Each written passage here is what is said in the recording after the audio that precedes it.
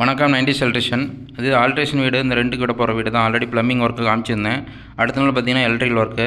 Plumbing work ஒரே நாளில் எல்லாமே முடிச்சு கொடுத்துட்டோம். எலக்ட்ரிக்கல் ஒர்க்கும் அதே மாதிரியே காலையில் வந்திருக்கோம். அதாவது சண்டே நாங்கள் ஞாயிற்றுக்கிழமை தான் அங்கே வந்திருந்தோம்.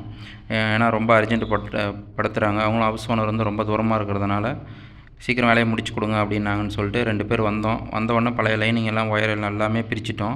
சுவிட்ச் பாக்ஸ் எல்லாமே பழசெல்லாம் பார்த்தீங்கன்னா கதவுக்கு பின்னாடி வர மாதிரி இருக்குது. ரூமுக்குள்ளே போனவுடனே கதவுக்கு பின்னாடி கதவை சாத்திட்டு போடுற மாதிரி தான் இருந்தது பழசு. நாங்கள் கொஞ்சம் கதவை திறந்தோடனே கதவை தாண்டினோடனே சுவிட்ச் போடுற மாதிரி எல்லா ரூம்லேயுமே லைன் கொடுத்துட்டோம்.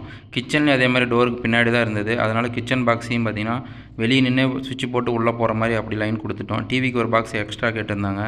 டிவிக்கு 4 சாக்கெட் வர மாதிரி அதுக்கு ஒரு PVC 12 மாடல் வாங்கிட்டோம். மிக்ஸி கிரைண்டருக்கு பாக்ஸ் இல்லாமல் இருந்தது.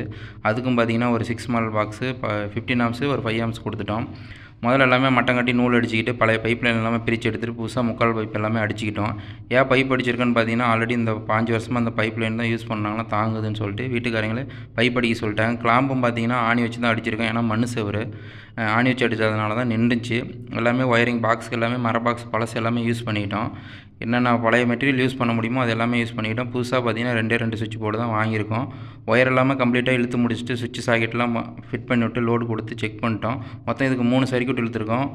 லைட்டிங் தனியாக ஒரு சர்க்யூட்டு, மோட்டருக்கு தனியாக ஒரு சர்க்யூட்டு, பவர் மிக்ஸி கிரைண்டருக்கு ஒரு சர்க்யூட்டு.